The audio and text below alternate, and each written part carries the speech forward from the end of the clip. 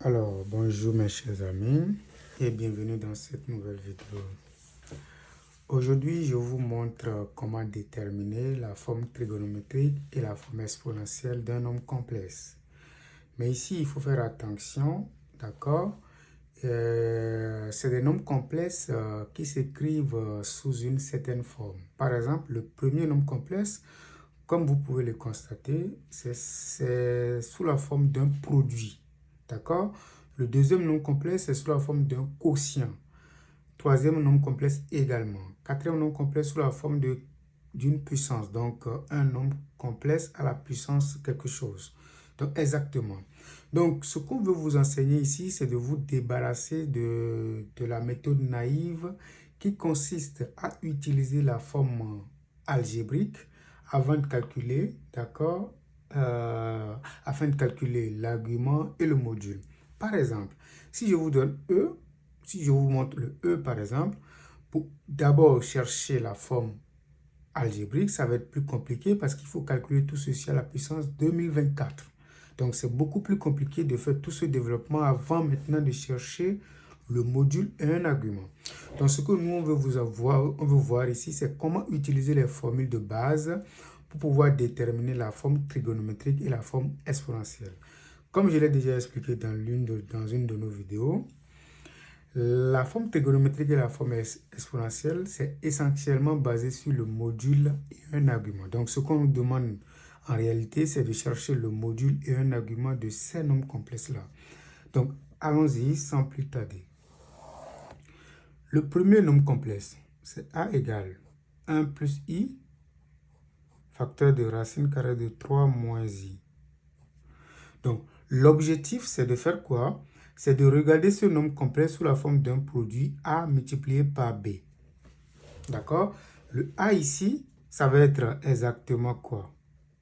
1 plus I. Et le B, ça va être exactement racine carrée de 3 moins I. Donc, pour déterminer le module, je vais utiliser la formule du produit. Donc, si je cherche par exemple le module de A, je vais dire que c'est exactement ça. Mais puisque c'est un produit, le module a de belles propriétés. D'accord? Le module de A fois B, c'est le module de A multiplié par le module de B. Ça veut dire quoi? Que je n'ai pas besoin de calculer toute cette expression avant de calculer le module de A. Donc, il suffit de calculer le module du premier nombre multiplié par le module du second. D'accord? Donc, allons-y. Le module de A, c'est quoi? D'accord? Ou bien, si vous voulez, on peut d'abord chercher le module de A à part, le module de B également à part. On peut également chercher l'argument de A, l'argument de B. Et comme ça, on va résoudre le problème, d'accord, de façon générale. Donc, ça veut dire quoi? Module de A, c'est quoi? C'est exactement module de 1 plus I, qui n'est pas du tout compliqué. Ça fait la racine carrée de 1 au carré, plus 1 au carré, ce qui donne la racine carrée de 2. Pour chercher un argument de ça, je vais l'appeler θ1, d'accord? On sait tous que le cosinus de θ1, d'accord? Puisqu'il s'agit de chercher puisqu'il s'agit de l'argument de ça, ça va être la partie réelle, donc 1 sur le module. Le sinus de θ1 avec la partie imaginaire qui donne encore 1 sur le module. Donc, je peux réécrire ceci sous cette forme, ceci également sous cette forme. Donc, j'obtiens plus. Donc, θ1, d'accord, c'est exactement pi sur 4. Donc, l'angle dont le cosinus donne ça, sinus donne ça, c'est pi sur 4. Vous voyez, donc, j'ai déjà le module et un argument du nombre complexe A. Je fais pareil pour le nombre complexe B. Le module du nombre complexe B, c'est quoi exactement? Ça fait le module de racine carrée de 3 moins i, ce qui donne la racine carrée de 3 au carré, c'est 3, plus moins 1 au carré qui donne 1, ce qui donne la racine de 4 qui vaut 2. Donc, je prends θ2, un argument. Ça veut dire quoi? Que le cosinus de θ2, d'accord, c'est exactement la partie réelle. La partie réelle, c'est racine de 3 sur le module, donc 2. Le sinus de l'angle, c'est exactement la partie imaginaire moins 1 sur 2. Donc, puisque le cosinus est plus, le sinus est moins, ça fait l'angle, ça fait moins, d'accord, l'opposé, ça va faire l'opposé de l'angle obtenu, d'accord, en oubliant les signes. Donc, θ 2, ça me fait exactement moins pi divisé par 6, d'accord, à cause de 1 demi et puis de racine de 3. Donc, ici, nous allons essayer d'encadrer les choses. Parfait.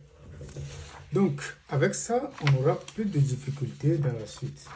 D'accord? On n'aura plus du tout de difficultés dans la suite. Parce qu'on va juste utiliser les formules de base pour déterminer, d'accord, le module et un argument de nombre complexe grand A. Donc, allons-y. Ici, d'accord, je rappelle que grand A, ce n'est rien d'autre que petit a multiplié par petit b. Donc l'objectif, c'est de voir comment est-ce qu'on détermine le module et un argument d'un nombre du produit de deux nombres complexes. Donc, vous avez module de grand A, comme je le disais tantôt, c'est le module de A multiplié par le module de B. D'accord? Donc, je regarde le résultat trouvé pour le module de A, puis je fais la multiplication. Donc, ça, c'est le module de A, ça, c'est le module de B. Donc, je fais ça fois ça. Ça me fait 2 racine carrée de 2. 2 racine carrée de 2.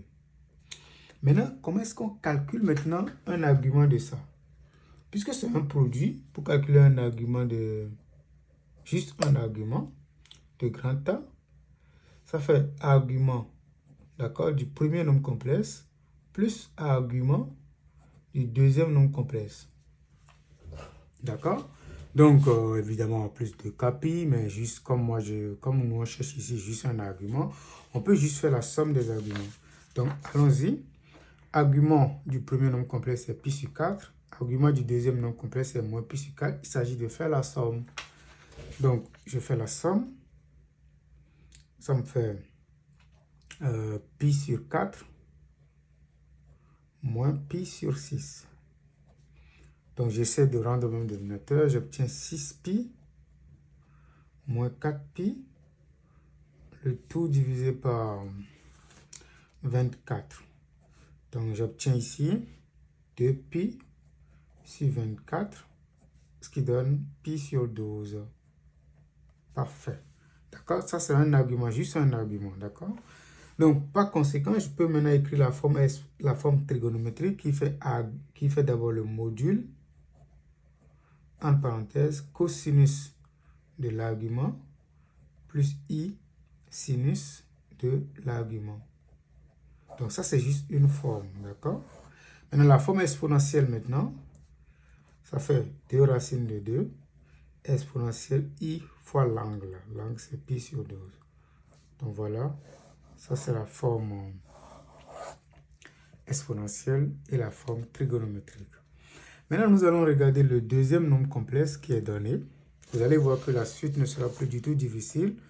D'accord? Ça, c'est un quotient. Donc, c'est 1 plus i divisé par la racine carrée de 3 moins i. D'accord? Donc, sans doute, vous l'avez déjà remarqué, c'est a divisé par b. Donc, vous voyez, on vient de regarder ce qui se passe lorsqu'on a un produit. On va regarder maintenant ce qui se passe lorsqu'on a un quotient. Le module de b n'est rien d'autre que le module de tout ceci. D'accord? Donc, ça fait le module du numérateur divisé par le module du dénominateur. D'accord? Et puis ça, c'est quoi? Le module du numérateur, ça, on le sait tous. C'est exactement la chose suivante. Je vous montre le résultat qu'on a trouvé pour le module de A, c'est racine de 2. Le module de B, c'est 2, donc ça fait racine de 2 sur 2. Donc ça fait la racine carrée de 2 sur 2. Ça, c'est le module de grand B. Maintenant, comment est-ce qu'on calcule un argument, juste un argument, d'accord, de B, quand c'est un quotient? On fait l'argument du numérateur moins argument du dénominateur. Donc, argument de B, ça fait argument du numérateur qui est petit a, moins argument du dénominateur qui est petit b. D'accord? sans doute plus les deux copies, ça ce n'est rien, d'accord? C'est juste un argument qu'on cherche. Donc ça fait quoi? Ça me fait argument de petit a tout à l'heure, on sait que c'est pi sur 4, d'accord? Moins, entre parenthèses, argument de b, d'accord, qui donne pi sur, moins pi sur 6. Donc ça fait pi sur 4 plus pi sur 6. D'accord? Donc, je fais juste, je réduis même le dénominateur, ça me donne 6 pi plus 4 pi, le tout sur 24. Et puis ça me fait 10 pi divisé par 24. Je peux simplifier par 2, ça me donne 5 pi sur 12. Ça, c'est exactement un argument de grand B. Juste un, d'accord? Donc, avec ça, comme nous avons le module et un argument, on peut facilement, d'accord, donner comment appelle-t-on, la forme trigonométrique et la forme exponentielle. La forme trigonométrique, ça fait module d'abord, racine de 2 sur 2, d'accord? Entre parenthèses, cosinus de l'argument, c'est 5pi sur 12, plus i sinus de l'argument, 5pi sur 12. Et la forme exponentielle, ça fait racine de 2 sur 2, exponentielle i, d'accord, multiplié par l'angle. Ça, c'est B. Parfait. On évolue.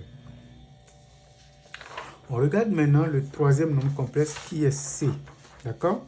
Donc, C ici, c'est exactement 1 moins i, d'accord, sur la racine carrée de 3 plus i. Bon, sans doute, ici, nous avons beaucoup de choses. Nous pouvons dire que ça, on va remplacer ça par un nombre complexe. Ça dit c'est un quotient de nombre complexe. Mais on peut voir mieux. On peut remarquer tout simplement que le 1 moins i et le 1 plus i se ressemblent. D'accord? En réalité, 1 moins i, ce n'est rien d'autre que le conjugué de a. D'accord? Le conjugué de ce numérateur.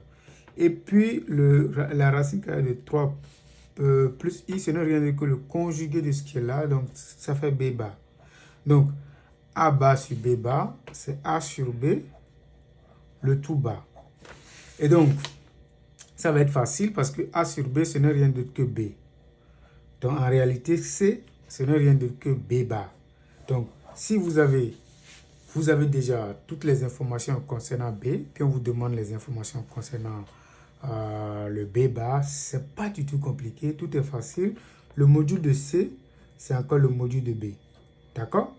Parce que le module de b bar, c'est le module de b. Ça veut dire quoi? Qu'on connaît désormais le module de b et de c, pardon, qui n'est rien d'autre que le module de b. Or, le module de b, c'est racine de 2 sur 2. Ça, c'est pour vous montrer comment est-ce qu'il faut appliquer les formules de base. D'accord? Maintenant, c'est quoi maintenant un argument de c? Un argument de c, c'est un argument de b bar. Dans le cours, c'est quoi un argument de b bar? Ça fait moins argument de b plus 2k pi. D'accord? Donc, ça fait juste l'opposé de ce qu'on avait trouvé là. Ça fait moins 5pi sur 12. D'accord? Donc, à partir de là, on peut déterminer la forme trigonométrique qui fait argument, qui fait module, pardon, fois cosinus de moins 5pi sur 12 plus i sinus de moins 5pi sur 12. Et la forme exponentielle, c'est racine carrée de 2 sur 2, exponentielle de i, facteur de moins 5pi sur 12. Parfait. Donc, c'est beaucoup plus rapide. D'accord? Parfait. Maintenant, on tombe sur le D.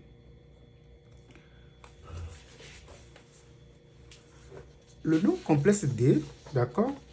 Donc, c'est exactement 1 plus i sur racine carrée de 3 moins i. Le tout exposant 10.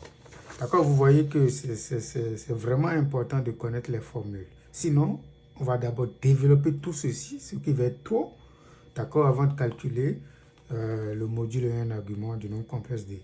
Et il faut faire attention, des fois, on n'arrive pas à le trouver parce que peut-être que le nombre complexe, la forme développée est beaucoup plus compliquée. Ok, donc, tout le monde sait, d'accord, vous êtes d'accord avec moi que pour déterminer ça, on va juste faire la chose suivante.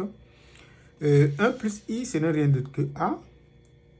Racine carrée de 3 moins i, ce n'est rien d'autre que le b. Donc, ça fait en réalité a sur b, le tout exposant 10. Donc, pour connaître le module de d, donc, je peux réécrire cette expression-là. Ce n'est rien d'autre que le nombre complexe b à la puissance 10. Donc, d en réalité, ce n'est rien d'autre que le nombre complexe b à la puissance 10.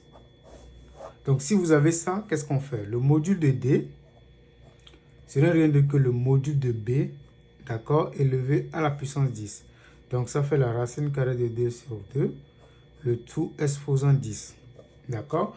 Maintenant, si vous voulez simplifier un tout petit peu, vous allez voir que ça fait... Ça fait quoi? Racine carrée de 2 exposant 10 sur 2 exposant 10. Mais ça, comment est-ce qu'on peut simplifier les choses? Donc, on peut, dans 10, nous avons 2 fois 5. 10, c'est égal à 2 fois 5. Donc, racine carrée de 2 au carré, ça me donne 2. Donc, ce qui donne 2 à la puissance 5 sur 2 à la puissance 10. Ce qui donne 1 sur 2 exposant 5. Très important. Ça, c'est le module.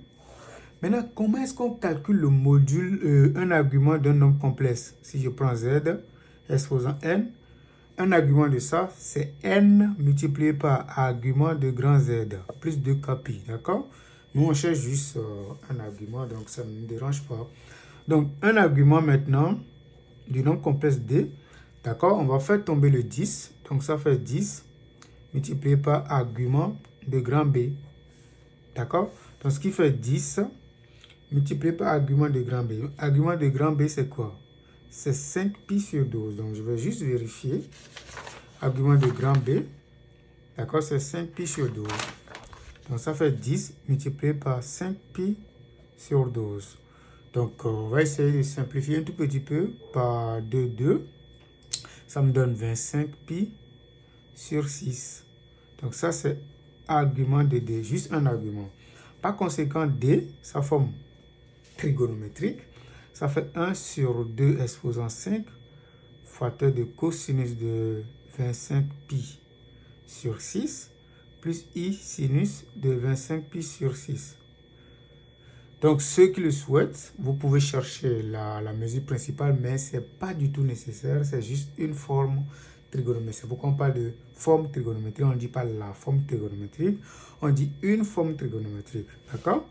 Donc, c'est ça. Maintenant, la forme exponentielle, ça fait 1 sur 2 exposant 5, exponentielle i facteur de 25π divisé par 6. Le dernier nombre complexe, c'est le nombre complexe E. D'accord? Ça, c'est juste un cadeau. C'est exactement racine carrée de 3 plus i à la puissance 2024. Vous voyez? Donc, comment est-ce que je fais ça?